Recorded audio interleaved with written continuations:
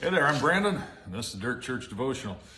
You know, this last week I've been thinking about the differences between practices and discipline, particularly as they pertain to spiritual things. And they're both good, and they're similar, and they're important, but there is real differences. Now, practice would be something that you would do, occasionally. You might participate in it once in a while. Don't really have a set schedule for it, whereas a discipline is something that it becomes part of you. It just becomes a part of who you are and what you do and how you go about life and how you go about your business. Now, I'm particularly thinking about the practice or the discipline of fasting. Fasting is an amazing thing that we see in the Old Testament in times of trouble, petitioning God for protection, for help, for direction, etc. We also see it in the New Testament. It actually become part of their religious life. It was in the law, something they had to do about once a year. And it's interesting. There's a place where it says that the disciples of John and rather the disciples of the Pharisees came and asked Jesus, "Hey, look, John's disciples fast and the Pharisees' disciples fast, but yours don't fast."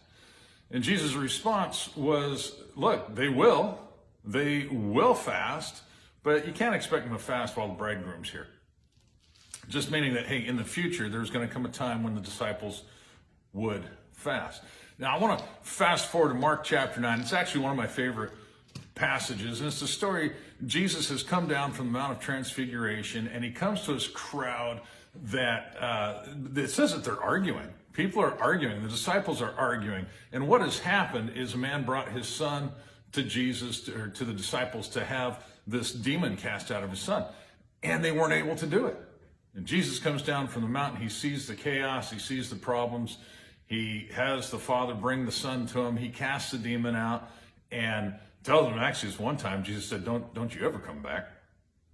Anyway, all that, everybody goes home happy. Jesus goes into a house with the disciples, and they ask him privately, "Hey, why weren't we able to do that? They had cast out demons before. This one was tougher."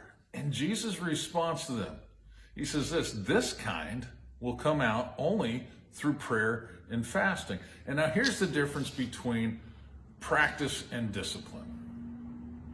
Jesus was living a disciplined life. His disciples weren't fasting at the time. They weren't even in the practice of fasting at the time.